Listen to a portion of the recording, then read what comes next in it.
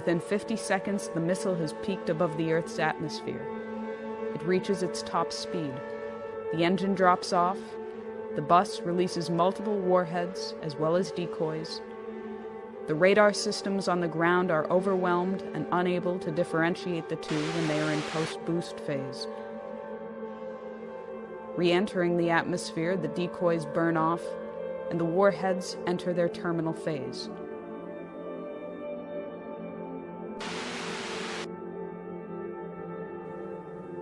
It will be less than 180 seconds before they touch down.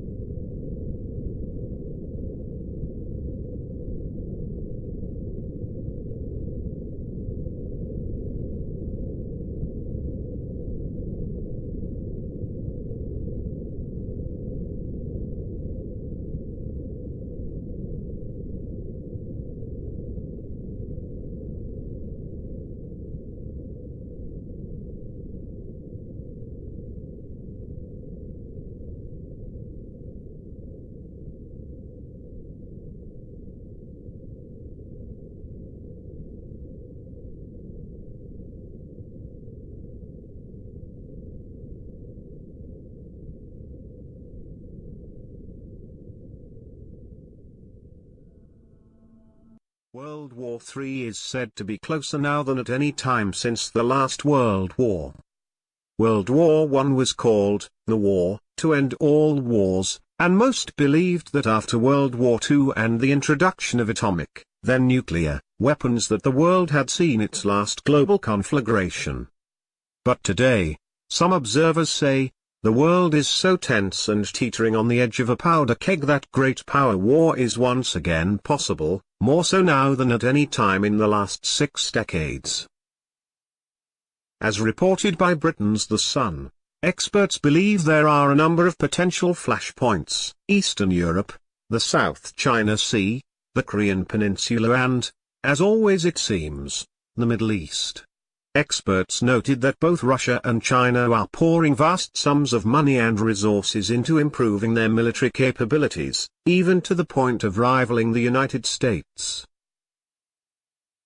The last time US military power was rivaled and even bested, the result was a declaration of war against Germany, Japan, and Italy. Insinuate where they're from. One of my main sources was my main source on the Benghazi, and he more than proved his worth there. And he is saying unequivocally that if Clinton is elected, we will have World War III.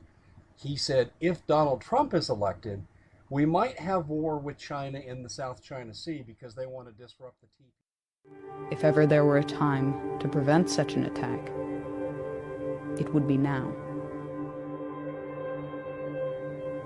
before the consequences of the November 6 election.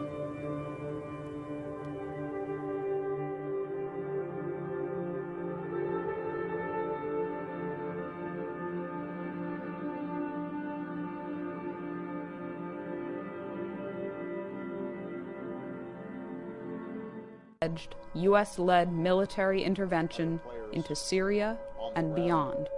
That a red line for us is we start seeing a whole bunch of chemical weapons moving around or being utilized. That would change my calculus. That would change my equation. If world war were the intention, a Middle East attack would immediately engage the world powers of Russia and China. Inevitably, the United States would employ the greatest assets of its nuclear arsenal. The trajectory of a ballistic missile launched from the Pacific Ocean or Atlantic Ocean, the normal patrol areas of the Ohio-class submarine, would most likely cross China or Russia, assuming the target to be somewhere in the Middle East or Asia in general. This has two significant implications.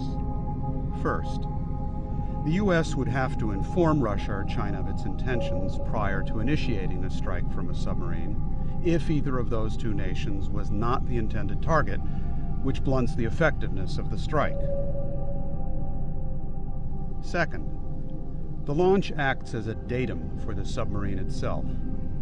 If the launch platform is also carrying nuclear weapons, the effect of launching a missile makes the entire submarine and its nuclear payload more vulnerable. Assuming that other nations have been informed of an intention to launch a strike from a ballistic missile submarine, this may afford a nation an opportunity to actually destroy the submarine. For these two reasons, it is unlikely that any U.S. president will execute a non-nuclear strike from an Ohio-class submarine on strategic deterrent patrol.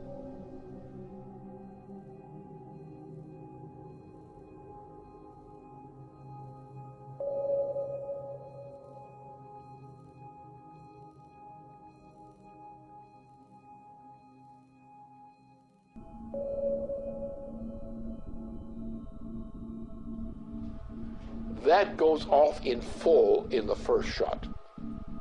Now you have in the submarines, you have the warheads you have not yet discharged. Those go along the way as a second wave. After that, you're pretty much out of weapons. After which, most everybody is dead.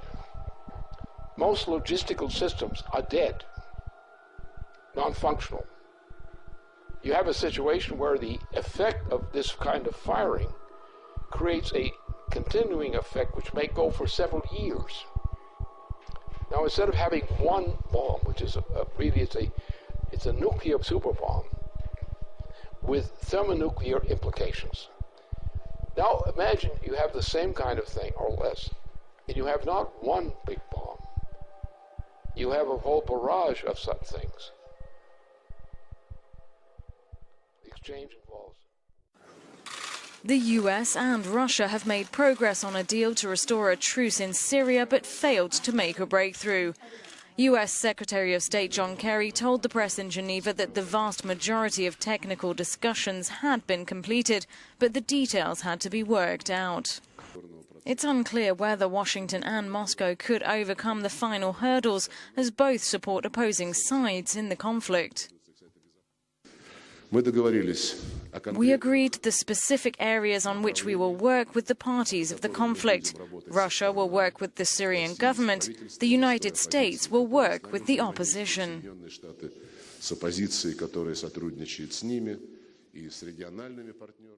Senate by passing a bill that will allow the families of 9/11 victims to sue Saudi Arabia in U.S. courts. Now, the Senate passed a version of the bill back in May of this year. In the House, though, the legislation passed unanimously by voice vote to thunderous applause. Generally, you only use thunderous applause when you want to imply that the government did something fascistic. But anyway, yes, there was thunderous applause. And so we've said before, back when the Senate passed this earlier this year, that the White House isn't in favor of this legislation. I mean, a lot of people in the past haven't been, but Obama is one of them. And the White House put out a statement saying, "We have serious concerns with the bill as written. We believe there needs to be more careful consideration of the potential unintended consequences of the enactment before the House considers the legislation.